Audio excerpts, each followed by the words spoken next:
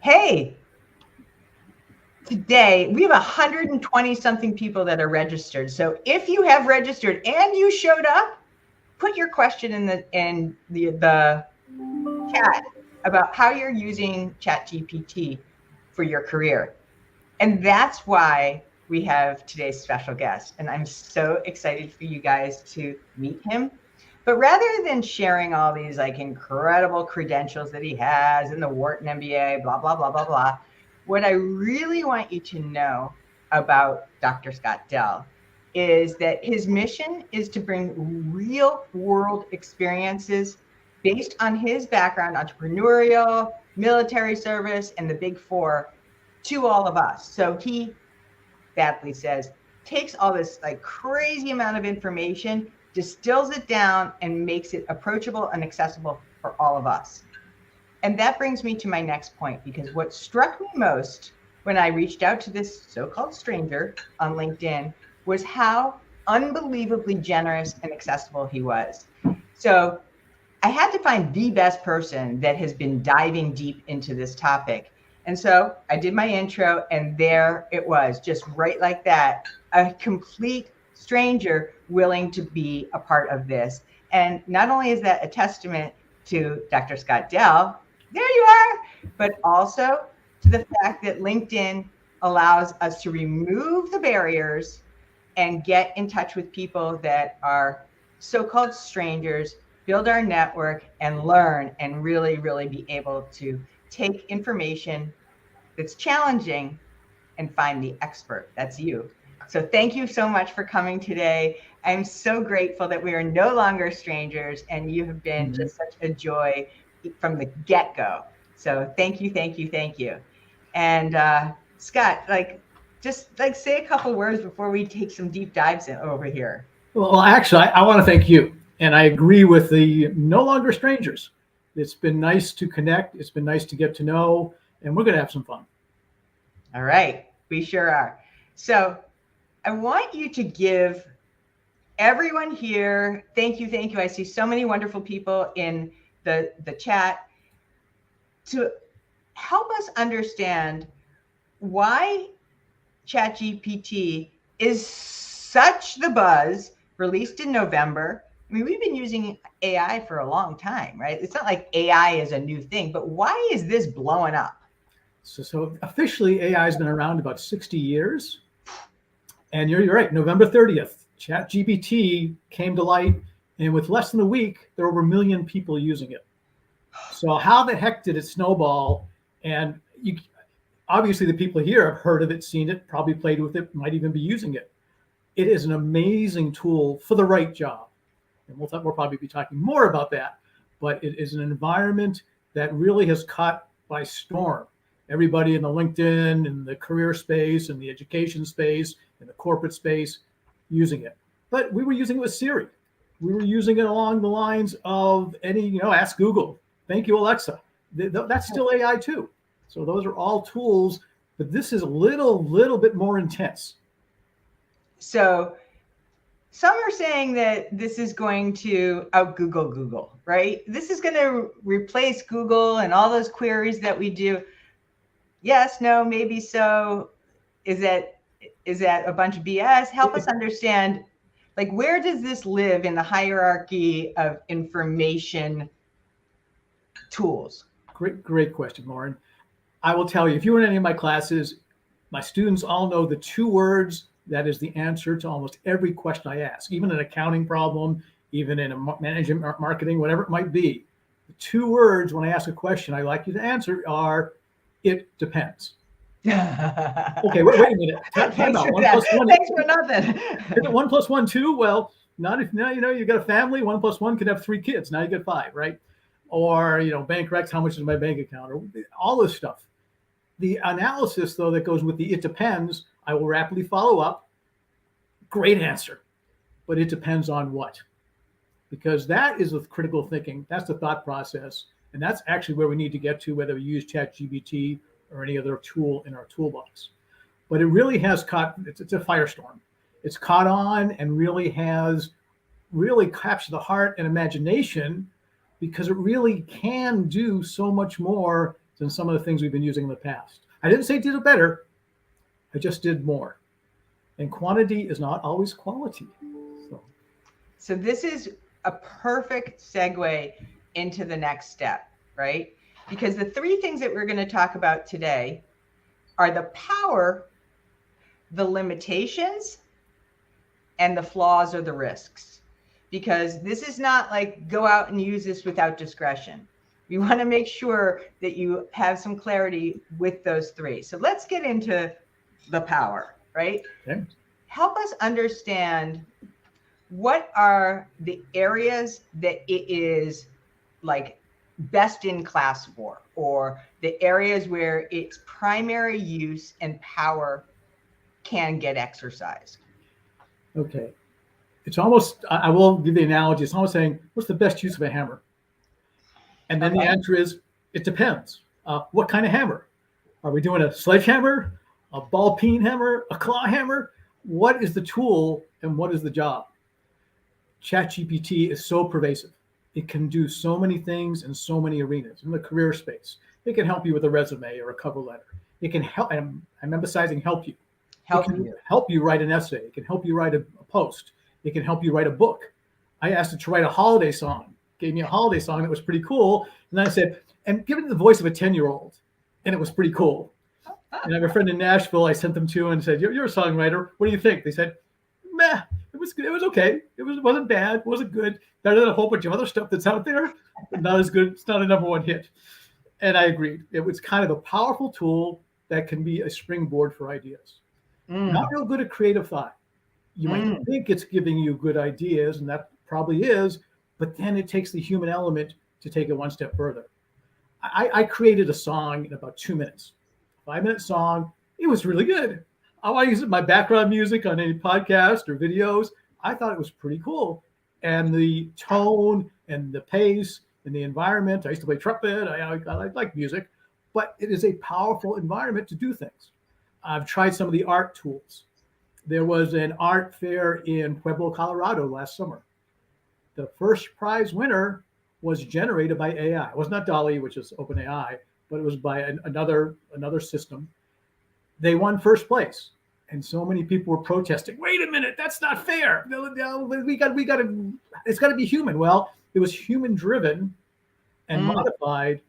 It kept first place. There were no rules against it. I'm guessing next year they're probably going to have two categories now, AI and human generated direct, but it was human generated. It just was assisted by AI. So you're asking, where is the best use? Well, where is the best use? I'm going to tip my hand a little bit and ask you this, because in the recent Forbes article that I read, that we were talking about right before this, it says that it, and I applaud this term because I think it puts it in the right guardrails, the cognitive burden. It removes the cognitive burden from a lot of the repetitive tasks that we need to do. And ultimately, it's a time saver. So leaving more time for human things that we can't do, that they can't be replaced by AI. So alleviating a lot of the yuck work, The mundane, yep. The mundane stuff, so that we are freer to do the other things. Is that something you agree with, not agree with? I would agree, and I'm going to take it one step further. I read a report from the World Economic Forum, and they said 85 million jobs are going to be replaced by this AI type tools, followed up by 97 million jobs are going to be created. Oh, okay. So think about that. We're saying that, yeah, it's going to replace jobs. There's a McDonald's now that's quote unquote 100% interaction with the customer automated. And there's another place in San Francisco that's a hamburger joint that does the same thing. So it pops the lettuce, it pops the buns, it toasts them, put the hamburger on. But all the interaction with the or accepting the credit card, placing the order, that's all AI system generated. Of course, there are people behind the scenes loading the hamburgers, dropping the fries or whatever else so that they can make it work. Fast food folks, they can't find enough workers. So are we replacing workers, or are we just enhancing what needs to be done or wants to get done and having those workers be able to do other things. Mm. Hey, Tegan, here it is. I had it start a paper for my program. It took a lot of work to get it passing, but it started it for me. I can't read 5 books in 2 minutes. Okay, so that's a time. You're right. You're right on the money. There was an English teacher, secondary high school teacher, said, you know what? I saw this stuff. I played with it. I get 2 books. I asked them to compare and contrast. Now you can ask chatbots to do AI chatbots like GPT to do that, and it will. But it'll give a really vanilla, short portion. How much of a paragraph? This is a paper you need to write. 1 paragraph is not a paper, but it's a springboard. And when used as a springboard for other ideas, for posts, for insights. Oh my goodness. Like, how could you? This is exactly what Lynn Williams is saying. I have not yet tried it. I might use it for inspiration, but I like to do my own writing in my own voice. So exactly what you just said. She tried to earn the money. And you're right. It's not going to write your dissertation, Lynn, but it will help give ideas. And there's something called Quillbot that I've played with too, that rearranges. You put in a phrase. I'll give you an example. I put a paragraph into it, and I said, clean this up. The first sentence, mine was better. The second sentence, they were both on par. I kept mine. But the third sentence, it had a nice summary and a nice insight. So I'm saying, great, I'm going to extract parts of that, inject it, and now I've got a more powerful paragraph for a book. So this is New York City school system. Blaze. Oh yeah, we were talking about this. So FYI, Scott, tell us what happened in New York with ChatGPT. What are they doing? They're burying their head in the sand. They are saying, no, you can't use that in the high school, in the middle school, in the elementary school. You won't allow it on our computers. That's like saying, I'm sorry, we can't use a calculator in the classroom either. I'm sorry, but that's a tool of trade, and the right job, the right tool. But what's happening with that is what's going to happen. There's a big discussion about that, about the haves and the have-nots. So what's going to prevent someone saying, Mom, Dad, can I borrow your computer? Let me go in. I'm going to have to write a paper. I want to get some ideas. Well, I wanted to write my paper, but we'll talk about that in a minute.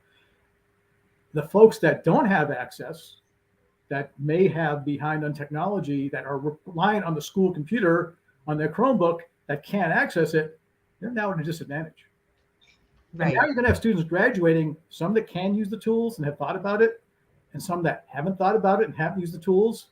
Who you want to hire?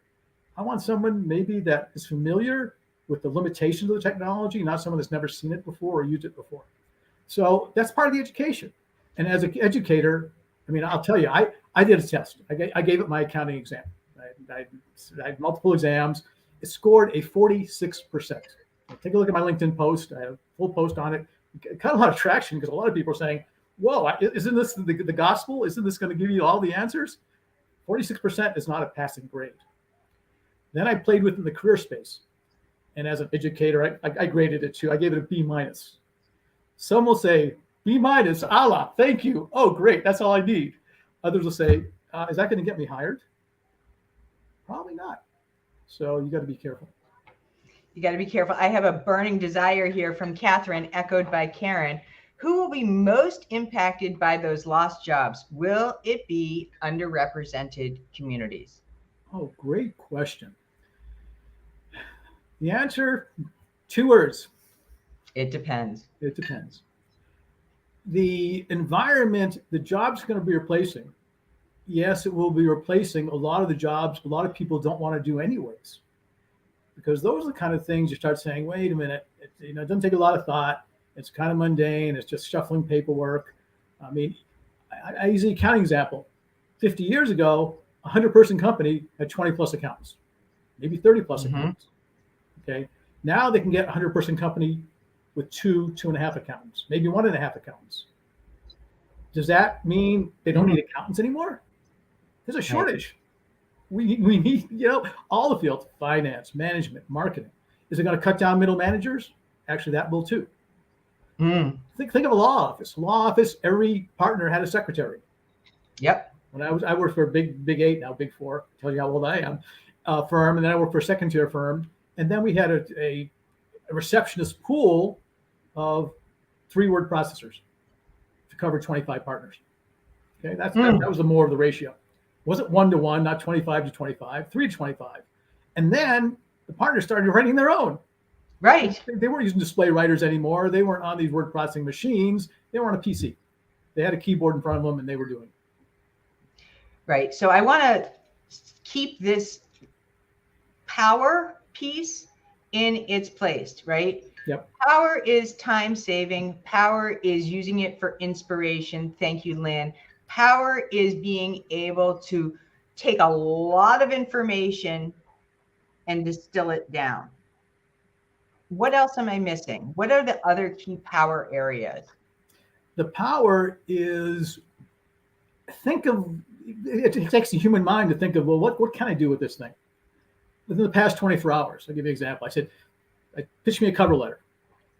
He gave me a cover letter. I said, okay, here's some more skills, add some emotional intelligence type stuff, add Python, data analytics, whatever it was. And it came up with a reasonable letter, starts with a C, ends up with a B. And then I said, translate this to Spanish. Done. Translate this to French. Done. Translate this to Hebrew. Get the characters going. Done. Translate this to Arabic. Done. And then I said, give it into me in Urdu. Done. I have a Pakistani partner. The actuality of what it can do. And then I said, oh, you know what? You're pretty good at this. How many languages do you know? I know 2. I said, oh, excuse me? My last request was Latvian. I have some Latvian roots, right? So I said, hey, transfer to Latvian. And sure enough, it was from Latvia. I said, I know 2 languages, Latvian and English. But then it started talking to me in Latvian. I asked a question and it responded in Latvian. I said, okay, time out. I got to get back in English. But it doesn't always give you the answers you expect. On the other hand, just think of the power of being able to just translate at that level with that speed. Right. So this is great. Okay, so we have an overview of the areas of power. Now I want to move into the limitations, and so many of them have been coming up, right? So many of them have been coming up in the chat. They are fully engaged. And the limitations also lead to risks, right? And there's been a lot of talk here about, thank you, Carl. How do you measure data and information? That's my nephew, but we're good. Oh, that's good. Accuracy in the results. Does it even matter, right? So and this too, from Susan, this changes the foundational knowledge and skills of young learners who need to develop. It requires a rethinking of education at all levels. You bet. Andy York, I saw something recently about someone creating an AI that identified papers written by AI. What about people who use AI to cheat by finding or writing a paper for them that may have been used on the internet before? So believe it or not, where there is a new feature, there's also an authentication feature. So talk to us about the limitations that we need to be aware of so that we're not overstepping our usage. Let me give you a Wikipedia analogy. I was reading a post somewhere and they were saying, you know what? Wikipedia is created by humans. So are all these other articles. Why can't we just use Wikipedia as an authoritative source and be done with it? Well, I've got into Wikipedia. I've made edits. I've made things more accurate, I think, but I could have lied. If I needed to really verify and say, why can't we allow Wikipedia as an authoritative source in school? It's because it's created by whoever wants to create whatever they want at the time. Right. Now, I encourage using it for a foundational kind of overview, but double check and triple check the facts, because Wikipedia may or may not be accurate. I won't vouch for Wikipedia's accuracy, but I will vouch for some of the peer-reviewed articles that are accurate, that have biting power, have staying power. So the same thing. Authenticate your results is you need to double check them. So one resource, similar to how we do it with salary, reference points. Levels FYI isn't the gospel, yeah. Right? And either is Glassdoor. Right. So you need to be able to merge multiple sources so that you can get an aggregate and reasonable benchmark. I mean, if you ask Google, what's the population of the United States? I can get 5 different answers pretty quick. Well, which one's right? Well, they could all be right. It depends, right? They could all be right, depending on who you include, who you not include. What's it? Is it last year's census? Is it projection? Whatever it might be, there's a multiple answers. The other problem, one of the big problems with ChatGPT is they don't give you references. They also are not the most current. They stopped in 2021. Their data set is a bunch of stuff from Reddit. There was Microsoft Q&A. I think Wikipedia is another source that they got. They've been combing the web. They're not looking at all chats, all interactions, all Facebook, anything else that's going on. They had a limited data source. I think 8 million was the number I read somewhere. So McFly, let's just remember this. We are in 2023. So the last 2 years, the most recent 2 years of information is not within that capability. Great point. Well said. And so what that means is if you're researching a company and you go in, like I did for one of my clients, and said, oh, tell me everything you know about ABC, CFD, yada, yada, yada, that information is not the most current. It's behind the times. Yep. So don't rely on it exclusively for information as you're preparing for interviews. You need to also layer on more current information. By the way, I recommend setting up a Google alert for that, because that is way more accurate and in real time. So add that in. If you know that you want to work at Apple and you go do the GPT chat version and set up Google alerts for that area, company, whatever, you're going to be able to fortify your information with much more accuracy. And you can ask questions again and get reasonable answers, some nonsense answers, some factually false answers. In my LinkedIn newsletter, most recent newsletter in December, I actually had a conversation, literally a chat with ChatGPT in the career space, asking it questions, recommendations, ideas for LinkedIn, ideas for interviews. And my last question was, so who is Scott Dell? Okay, go for the ego. It told me, partner in Dell, one of the founders of Dell Computer. I said, I wish. Followed by, philanthropist, educator, and a whole bunch of stuff that was pretty cool stuff. It was false. It wasn't true. Okay, I'm an educator. It got that part right. But the other things, not fact. So if someone were to verify, well, Michael Dell was really the founder, and maybe he had some family members kind of kicking in, but Scott wasn't one of them, unfortunately. Right. So Nigel, why does the data source for ChatGPT end in 2021? Will this be made more up to date at some point? They're at ChatGPT 3.5. They're upgrading to 4.0. March, April, I think is the projection. Microsoft looks to put another billion. They put $1 billion in the beginning. That's valued in 29 billion or more these days. They're going to add another 10 billion is the projection. I was just reading the past day or two. So they're integrating it with Bing. But to answer your question, Nigel, you were saying that to stop 2021. Why? Because they used a fixed data set. They're looking and saying, okay, we're doing interactions. There's this NLP, not the neuro-linguistic programming stuff, but natural language processing. And they had a lot of folks reviewing it, interacting, saying, this is good English. No, this is lousy. 10,000 plus hours, tens of thousands of hours in dialogue and review from human element.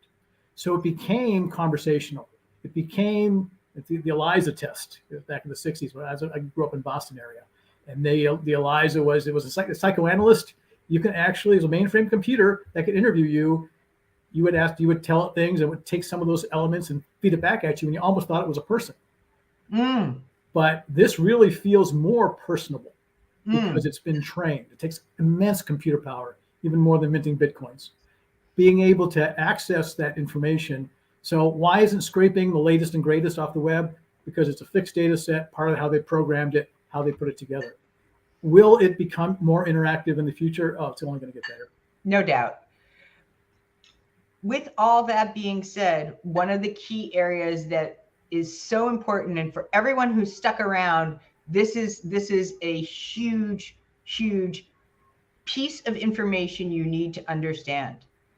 the risk of being too reliant on ChatGPT is how hiring managers and decision makers are evaluating that usage throughout your candidacy. So can you speak more to this and what it is doing to change the bar for candidates in the marketplace and how they are using it and or where they can ensure that they are within that select group of chosen candidates? Yeah, great tool. Write me my resume. Give me this cover letter. Those are tools, and you can ask it that. Tell me a story, sing me a song. Those are things that you can make it do. Write me a paper, write me an essay. But the level of output is pretty vanilla. Part of what inspired my first post in December, okay, I was into this the second week. And by the way, Kenneth Lang, as well as Nigel, were commenting good things about overseeing. Who's going to oversee some of this information? Right. And there's a government, but are there also government players that may not, a little more seedy, that are going to take advantage and do other things and give me a spam letter, give me a phishing letter, whatever it might be. And we can talk about that another time. But the actuality in the career space, a professional can look at that. What scared me when I first used it, and I told you that 46%, I looked at the answers that ChatGPT gave and I said, wow, they have a nice logical flow. They go through and they come up with the wrong answer. Okay, as a professional, I can see that. I can see where the wrong answer came from and where the gap is. I'm worried for my students that don't have the same level of skill looking at that. On the career front, a career professional, a recruiter, an HR person is going to look at that and say, yeah, this is pretty vanilla. It's probably written by an AI, a chatbot AI, and it's or ChatGPT directly, and they're going to see through that. Now, it will raise the bar for some. Some people suck at writing, right? It'll raise the bar, but if it's that vanilla still, you still need to personalize it. You still need to get it to, if you're going to hike a mountain, let's talk about, you're going to go to the peak, 10,000 feet up. You make it 8,000 feet, that's good. But you didn't make it to 10,000. You're in the ravine at 8,000. What you really need to do is get that extra 2,000 feet up to get you top of candidacy. And do you think that built into ATSs and all of these automated tools that we already have to filter, that there will be some kind of AI authentication piece that scrapes and scans whether you like, is it real or is it Memorex, right? Like to be able to find out like, did this person write this or is this just like, and is that a bad thing? That was one of the titles of my most recent post. Is it real or is it Memorex/AI? Because it really is a question when you read. And yes, there are tools right now that can do that. They're also talking about watermarking the content to tell that you can very quickly see if it was AI generated. But what's to say? I mean, when I use Grammarly, I require my students to use Grammarly. Right. Because I don't need the there, and there. They should be able to figure that out. But if they don't, let's let some tools that help them step it up. The AI tools, already the ATSs are using AI. That's a fact. We're going to be using it too, but we again need to put it in the best tool format. We're not using a sledgehammer to drive that little peon nail, the tacks.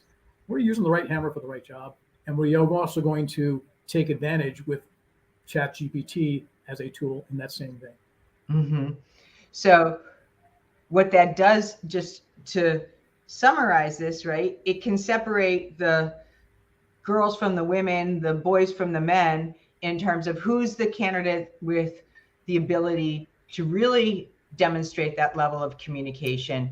And then the question that I asked before we got there is, how does quality work at scale? Because at this point, one of the key time savers is that ChatGPT can write you that follow-up email or that thank you note. So I can apply to 200 jobs in less than an hour.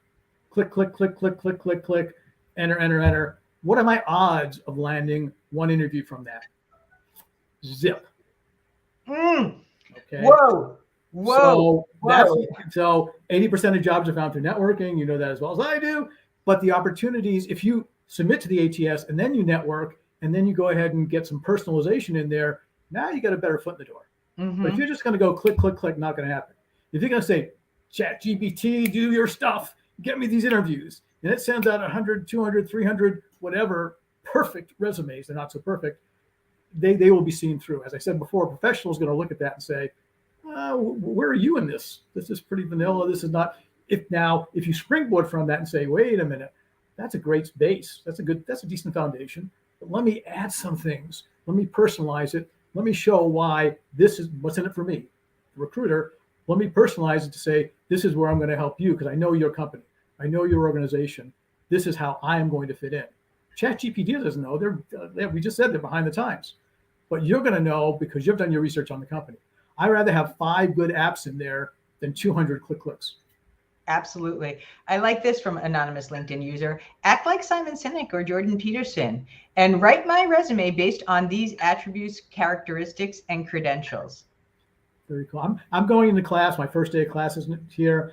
I do Simon Sinek's video, start with why, and then we do a 5 whys exercise. I'm going to use that in class because we want people to think about their why. Absolutely. You want to think on ChatGPT. Why? Why? I like this one from Nancy. This really makes me think about information literacy, giving people the skills to evaluate information, its source, its viewpoints, its economic underpinnings, and its veracity. Cool comment. Yes. Thank you, Nancy. Dr. Nancy. So I hope that you are taking this to heart, both from the power, some of the limitations, and the risks, right? And what this means for the majority of people who are here today, whether you're in a career that's thriving or whether you are in transition and using it, I'm going to leave you with these couple of words. And Scott, please add in, use with caution. Be aware, be educated. I mean, I'll tell you, higher ed's getting a bad rap right now. It's being bombarded. I don't need a college degree. You don't. You can be pretty happy doing a lot of things and not have the degree and maybe certificates or even not in the trades. Nothing wrong with any career choice. But the challenge is with tools like this, we're going to need a higher level of education, and we're going to need to understand. People, I mean, we teach Google searches, right? Mm-hmm. Yeah, I was in the Lotus 1, 2, 3 days before Excel. You look at a printout, rows, columns, neat. It must be right. It was wrong. Over 90% of spreadsheets are still wrong, but it looks clean. It looks cool. And if you're not a professional in the field, you're going to accept it at face value. The challenge is saying, well, I need to do a deeper dive and learn to use these tools. That's why I said in high school, can't bury our head in the sand. We're going to have to use them, address them, integrate them in the classroom. And stay tuned. Where should we go to find out when, the next 3.0 versions of ChatGPT? Where do we become involved with its evolution? The best thing we can do is to practice with it. I don't have a good answer because you'll see it in Forbes, you'll see it in the Wall Street Journal, you see it in the New York Times, and the Boston Globe, Washington Post. Everyone's going to talk about it. They're on public radio talking about it. They're in any of your professional organizations are talking about it. Well, we're submitting to American Accounting Association to talk in August, wanting to be able to discuss and foster that involvement. My newsletter on LinkedIn that I'm sharing insights as we go. But the power, unfortunately, you can't ask ChatGPT because it's 2 years behind the times. Right. But you want to, but you can ask Google every now and then. Or you can actually do, hashtag ChatGPT, do some searching on LinkedIn. You're going to find articles galore. Absolutely. Thank you, Dr. Scott Dell. Thank you, everyone, for joining today, because this is something you need to know. And as an informant, which I just learned about in my human design, I wanted to make sure that you had of the moment insights from one of the foremost diggers in this area, researchers, diggers, application providers. So thank you so much for coming. And thank you, everyone, for all your interaction and engagement today. It was a blast. And we'll see you next Wednesday with another great surprise guest. Thanks a lot.